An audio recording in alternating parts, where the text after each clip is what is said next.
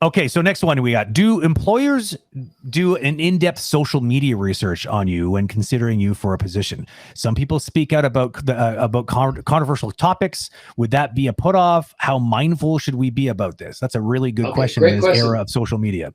Yeah, so it depends on who's interviewing you. Some of them have time to do that, some don't. I've literally had out of like 6 recruiters reporting into me. I remember one running down and going, "You got to look at this person's blog." I'm like, "Do I?" And she said, "Oh, hell yeah. You really have to look at this person's blog. This person should not be in the building. They shouldn't be in a supermarket. They shouldn't be around other people ever again." Right?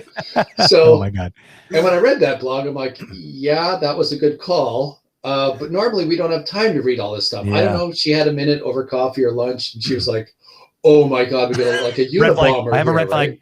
Yeah.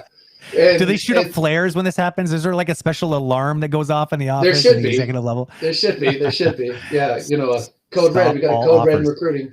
Anyways, look, it boils down to some studios have the time and resources to do that. Some do not. Right. Yeah.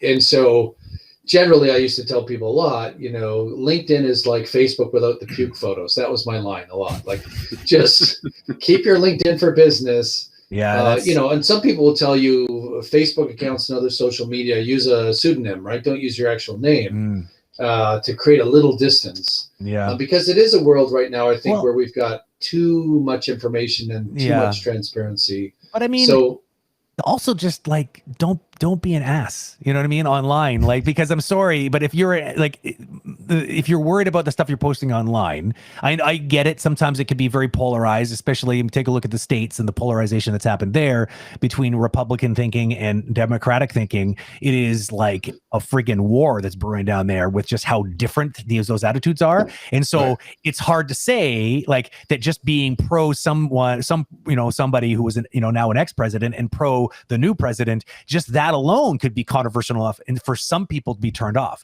So it's like, where do you draw the line, I guess? And you're gonna have to kind of make your own, decision, I guess, on that, where you want. But I think you should be careful what you say. But if you're, but at the same time, don't edit yourself like to the point where you don't feel like you're allowed to say anything.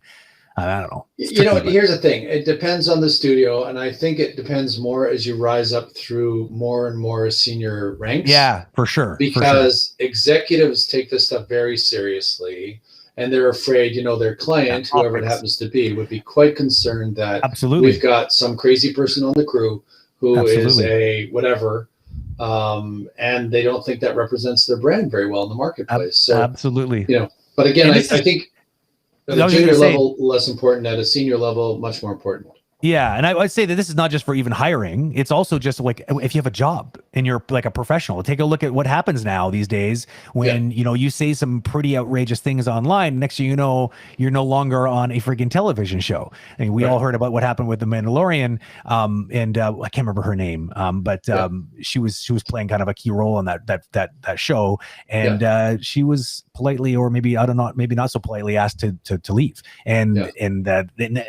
The world it erupts in chaos because of that. But I mean, it's that question, right? Where's your comfort line? And just be careful with what you say. You don't want to be in a weird spot.